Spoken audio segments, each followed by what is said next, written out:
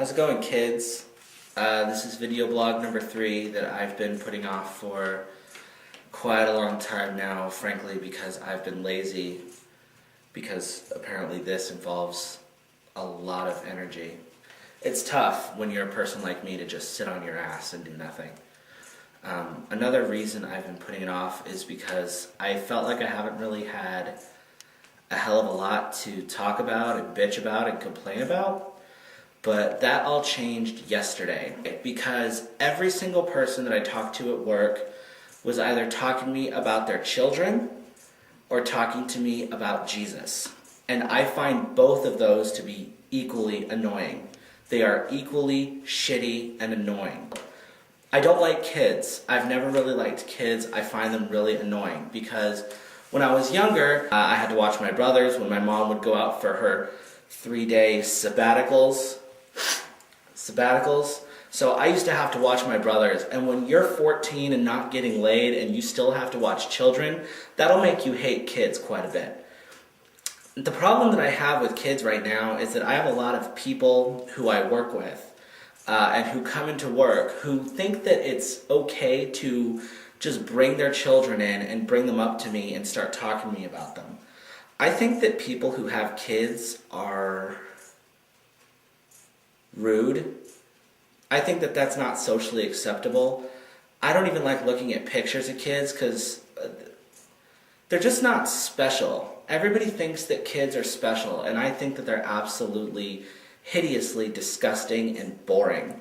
You know, you all think that your kids are special because they can walk around with a bag of shit on their ass and stare at a ceiling fan for 20 minutes. My Uncle Ted does that every Christmas. My family calls him an alcoholic. You want me to think your child is special? Have your 2-year-old fucking play me the trumpet. Stop bringing your kids up to me and thinking that I give a shit.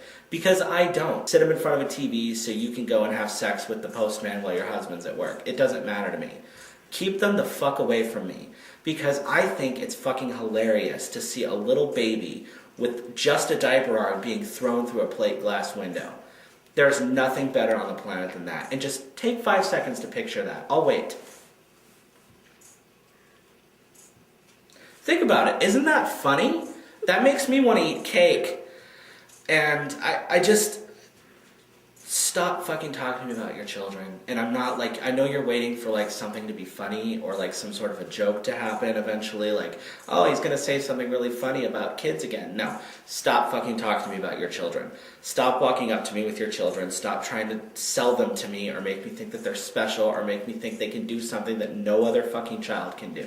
Because it's not true. I don't like anybody. I certainly don't like kids. I don't like people who I have to fucking wipe shit off their ass. I don't think that's acceptable. So please stop talking to me about your kids. There's no joke. There's nothing funny. There's no joke coming up. Keep your goddamn children away from me. I think that it should be acceptable to have an abortion up until the child is 8. I think that that should be totally fine. I mean, all kids anymore are just, they're like an accessory. It's like the new trendy accessory that people want to have just attached to them to make them look cooler. I don't really buy into having cool, trendy things just to feel like I fit in or I'm part of some populist, like consumer, like plantation douchebag kind of thing. I don't like that shit. I am who I am. I'm not trendy. I don't buy trendy things. In a completely unrelated note, I got an iPod Touch. Check that out. Isn't that sweet? It's very cool. I think it's very me. Anyway, so Jesus. This is a tough thing for me to talk about because I know I have a few people who will watch this, my grandmother included, who have a relationship with God and the Bible that I can't understand. There were 2 people out front yesterday who were spreading the gospel of Jesus Christ, and I really would frankly have liked if they sold Girl Scout cookies, because that would have been a little bit more conducive to my lifestyle as a fat kid. But they were talking about Jesus, and it kind of bothers me because I don't understand what the big, like, Jesus is fine. I love, like, the whole idea about him. He said to love your enemy as much as you love your neighbor, and I think that's a gorgeous thing. The problem I have is all this stuff about, like, the Bible and, like, looking to God to change your life. I think that, first of all, don't talk to anybody about your relationship with God. It's supposed to be one of the most spiritual, sacred, personal relationships that you have. If you want to talk to me about going to church on Sunday, I'm going to talk to you about the anal sex that I have on Saturday night. Because I think that that's a fair trade. And I think you should talk about the anal sex that you're having on Saturday night as well. Because God's still watching, kids. Remember, churches are not God's house. God created this planet. This planet is God's house, not just churches. Churches want money. God wants you to appreciate your life. So the problem I have with people and the whole praying issue is because I have been told my whole life that nothing can change God's will, that God has a plan for each and every single one of us. You know, and yet they say that God has a plan, God doesn't give you anything you can't handle, and yet they try to pray to God to try and change the plan that God has given them. Who do you think you are to try and ask God to change his plan? If God has a plan, don't pray. Because God's plan is already set in stone. He's already signed the goddamn contract, no pun, and he is going to have a plan for you. If you're praying to him, what you're basically doing is you're saying, please God, please don't let her get pregnant, or whatever it is that you're praying to God for. And if you're doing that, you're just asking him to change his plan.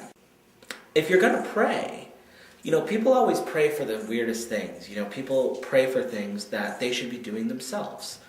You know, God, please give me strength to wean myself off of cigars, or whatever the hell it is that you're doing in your life that you feel that God needs to help you with. God does not need to help you with that.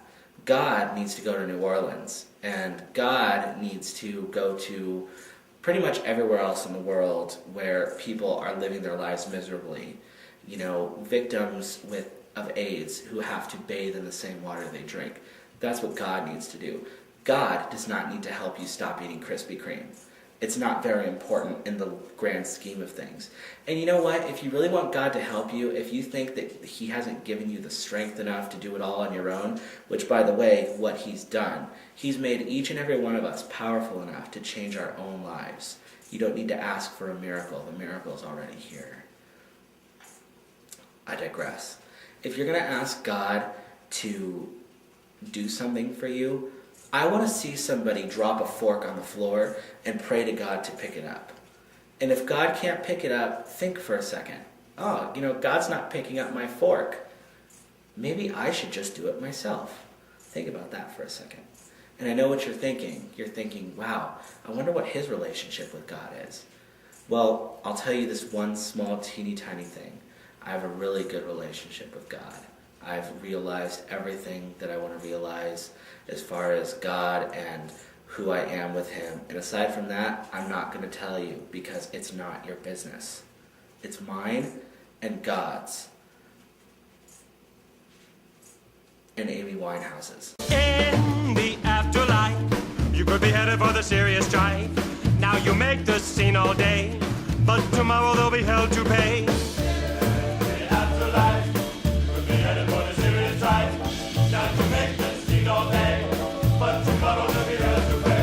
Listen attentively, I mean about future calamity.